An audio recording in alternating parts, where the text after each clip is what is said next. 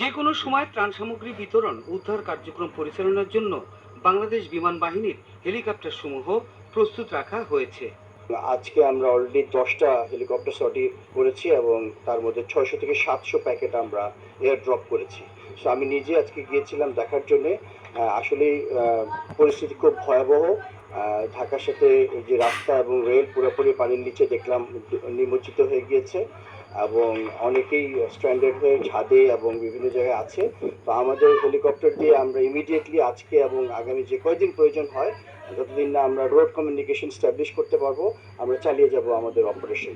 আমাদের মেডিকেল টিমও যাবে এবং আমাদের হেলিকপ্টারে আমরা পরবর্তীতে রিলিফ অপারেশনটা আমরা করার জন্য ওখানকার লোকাল অ্যাডমিনিস্ট্রেশনের মাধ্যমে আর যা যা প্রয়োজনীয় এই সহযোগিতা চালিয়ে যাব।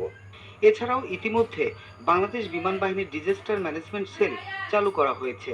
যে কোনো মুহূর্তে পরিস্থিতি মোকাবেলায় তারা প্রস্তুত রয়েছে। শরীফুল ইসলাম, বাংলাদেশ টেলিভিশন।